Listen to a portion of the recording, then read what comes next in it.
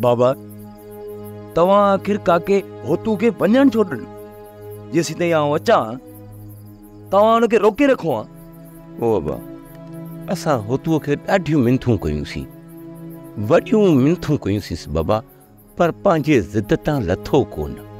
मुचेरी समेत असां सभिनी औरतुनि होतू खे ॾाढियूं मिनथियूं कयूंसीं, पर होतू असां कंहिंजी बि न ॿुधी।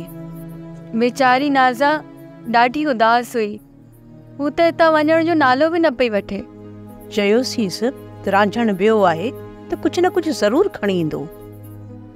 अदा नाज़ा वञण वक़्तु तुंहिंजे लाइ मूंखे नियापो ॾी वई हुई, चई वई आहे त रांझण ईंदो ऐं मूं लाइ पुछा कंदो त हुनखे चइजांइ त मां उन पंध ते निकिती आहियां जिथे पैरनि जा निशान नाहिनि बीहंदा। रांझण जे पहुचण खां पहिरियां रेगिस्तान जी वारी मूंखे गी वेंदी। मुंहिंजे रांझण खे चइजांइ त मुंहिंजी यादूं वारी जे मुठ जीअं वहाए छॾे।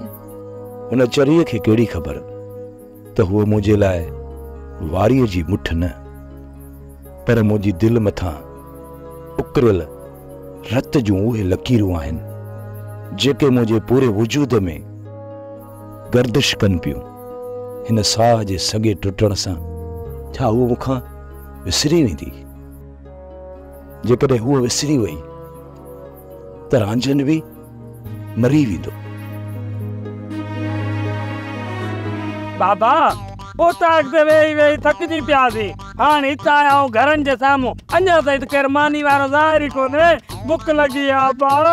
पुटे घर में हुस्नी बकण सभु पाण तयार करे खाईंदा, असांखे वरी औंठो ॾींदा छा?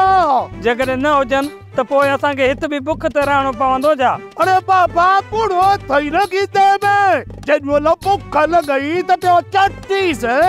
बाबा उहो त खीसे में पियो हूंदो आहे, जहिड़े टाइम बुख लॻंदी आहे चटी थो न चूसींदो आहियां।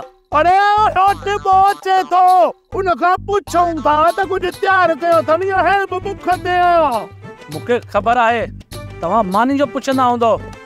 मां मुजेरी जे घर थियो पियो जां या रब तयार बि थिए ऐं मुजेरी खणी थो अचे, तव्हांखे या पसंदि आहे? अरे बाबा या त पसंदि आहे त पोइ हलो हलो उतां अॻिते मुजेरी मानी खणी थो अचे। हलो हलो भलाई थींदी। मुंहिंजी ॻाल्हि गौर सां ॿुधो, हथ हथ में ॾेई हिक ॿिए खे मज़बूत करे हलिजो। इहे न हिक ॿिए खे हथ निकिरी विया त पोइ हिक ॿिए खे ॻोल्हियो कोन लभंदासीं। अचो हा हलो। अरे ख़्याल कजो, हे ॿई ललेजा अथव, ललेजा फासाईंदव निकिरो निकिरो निकिरो हलो हा हलो। सोप सीरियल मोहब्बतुनि जो माग तमाम एपिसोड्स ॾिसो हाणे HD क्वालिटीअ में। विज़िट करियो असांजो YouTube channel Sindh TV HD drama. Subscribe कयो असांजो official YouTube channel Sindh TV HD drama ऐं वधीक अपडेट लाइ बेल आइकन खे क्लिक करियो।